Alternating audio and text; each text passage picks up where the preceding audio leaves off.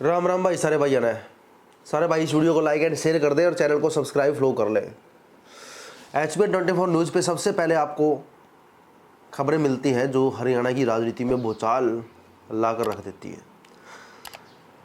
जब से हिसार सीट से तय हुआ है कि पूर्व मुख्यमंत्री भजनलाल जी के बेटे, बड़े बेटे चंद्रमोहन बिश्नोई चुनाव लड़ेंगे, उसके बाद भाजपा के होश तक उड़ चुके हैं। जी हाँ, भाजपा के नेताओं की इमरजेंसी मीटिंग चल रही है कि आखिर कांग्रेस ने ये कौन सा हुक्म का इक्का निकाल कर बाहर डाल दिया है।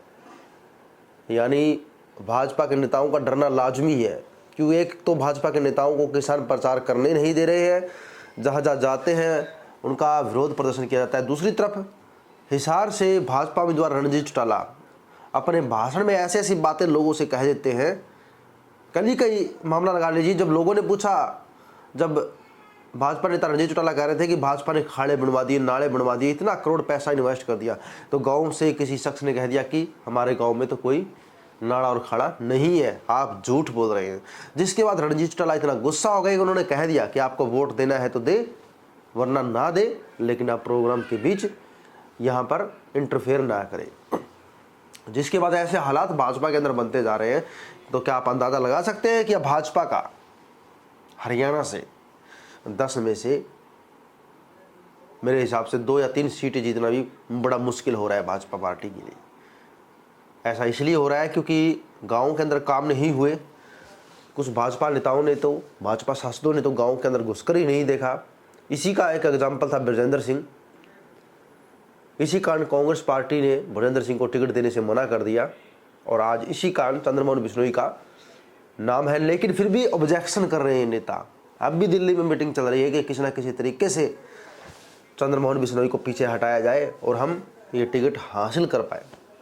एक तरह से माया जाल बिछाया जा रहा है कि रोका जाए, लेकिन हाईकमान के आदेश पर चंद्रमोहन बिश्नोई को टिकट मिल रही है।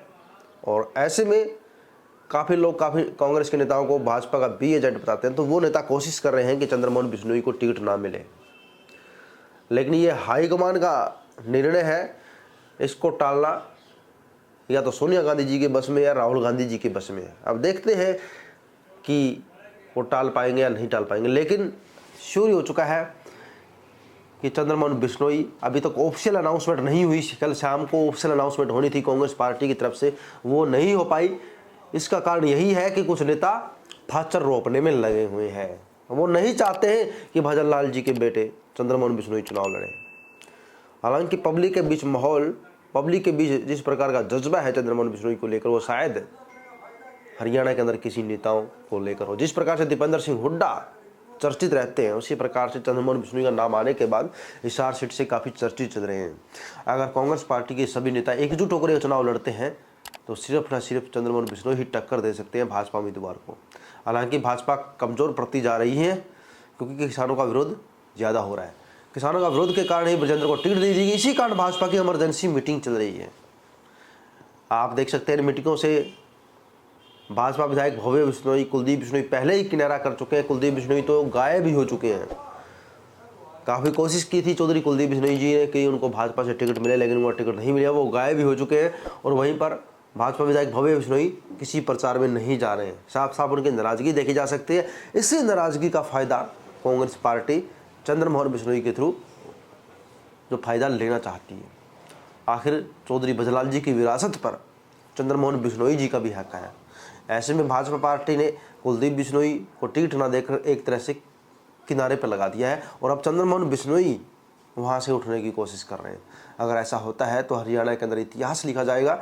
और काफ़ी लोग तो ये भी चर्चा कर रहे हैं कि कांग्रेस की सरकार अगर 2024 में सेंटर में आती है तो चंद्रमोहन बिश्नोई को कुछ बड़ा पद भी दिया जा सकता है।